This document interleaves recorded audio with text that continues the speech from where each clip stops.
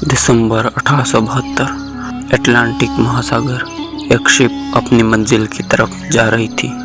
Ship का नाम था मैरी सेलेस्टे। उस शिप में 10 लोग सवार थे।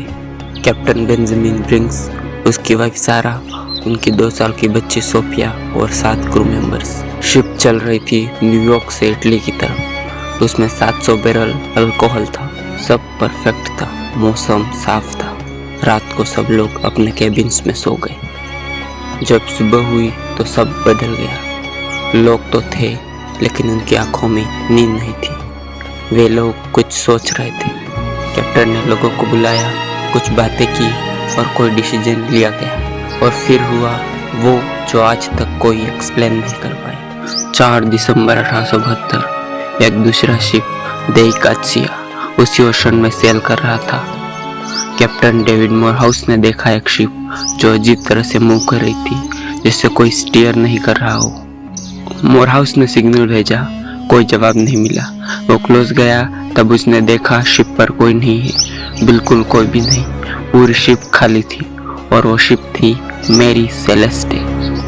जब देई गार्सिया का क्रू मैरी सेलेस्टे पर चढ़ गया तो उन्होंने जो देखा वो सबको हैरान कर देने वाला था। शिप बिल्कुल परफेक्ट थी। कोई स्टॉर्म के साइन नहीं, कोई लीक नहीं और ना ही कोई आग, और फाइट के भी कोई साइन नहीं थे। अल्कोहल के बैरल भी सेफ थे। खाना था, पानी था, कैप्टन की डायरी थी, सारा का सिलाई मशीन था और 2 साल की सोफिया के टॉयज तक वहाँ पर मौजूद थे। सब कुछ वही था, सिर्फ एक चीज़ नहीं थी और वो थी वो लोग।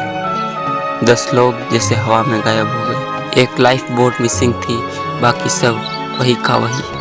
आखिर क्या हुआ उनके साथ? इससे जुड़ी बहुत सारी थ्योरीज हैं। एक थ्योरी के अनुसार अल्कोहल के बैरल में प्रेशर बन गया और वे लीक हो गई।